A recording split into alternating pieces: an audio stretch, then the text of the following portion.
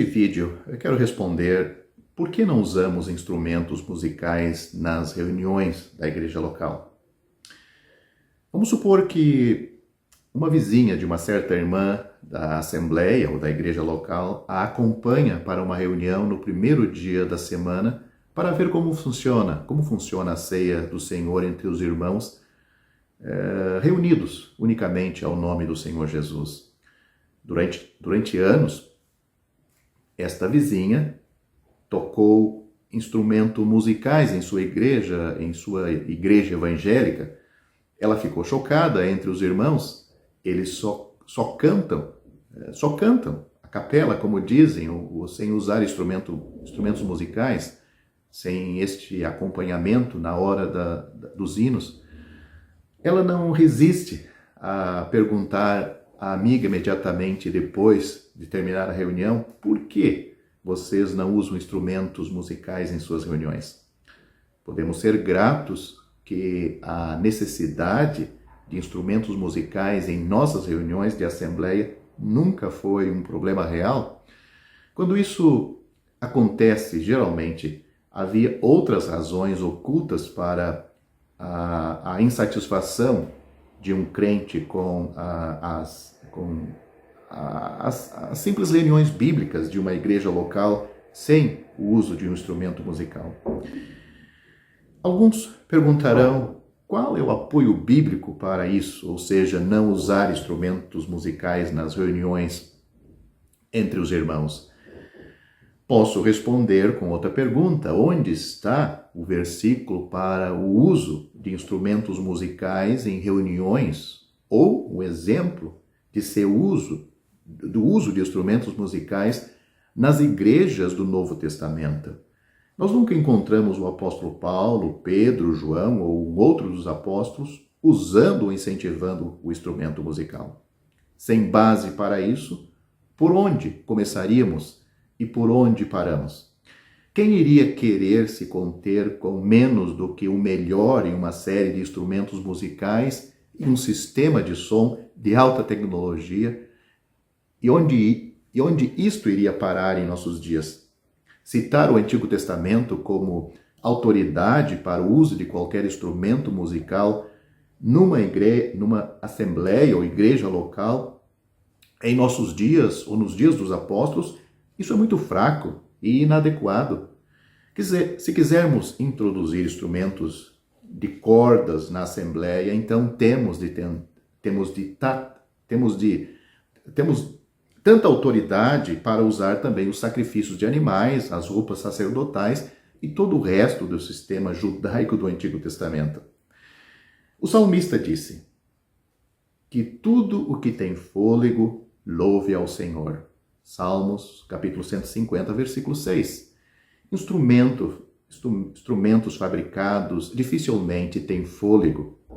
Definitivamente entendemos que os primeiros crentes cantaram hinos espirituais. Leia Atos capítulo 4, versículo 24, capítulo 16, versículo 25 e 1 Coríntios capítulo 14, versículo 26. Paulo diz aos crentes em Corinto, ele diz: todos vocês têm salmos, sugerindo que os hinos não foram necessariamente pré-selecionados mas pessoalmente selecionados na hora da reunião. Como eleva o nosso coração na adoração quando o hino é dado do coração adorador de um crente? O mesmo exercício deve ser evidente na escolha de um hino para levar o povo do Senhor na adoração.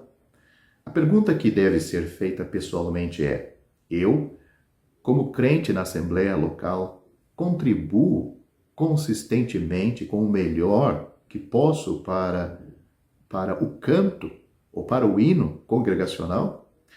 Algumas assembleias são muito abençoadas por ter entre eles alguns irmãos muito talentosos, que são uma tremenda ajuda em nosso canto, em nossos hinos. No entanto, alguns que cantam bem, por alguma razão, acreditam que o seu talento de cantar é apenas para cantar solo e, infelizmente, você dificilmente os ouve na reunião. Ou seja, eles pensam que deve cantar sozinho. Alguns são sensíveis às suas habilidades e tentam não cantar acima ou melhor do que o resto dos irmãos. No entanto, toda voz é necessária, tanto sozinho como na congregação, entre as assembleias. Muitos testemunham ser salvos enquanto ouvem a verdade bíblica em um hino, enquanto estavam sendo cantado em uma reunião evangelística, por exemplo.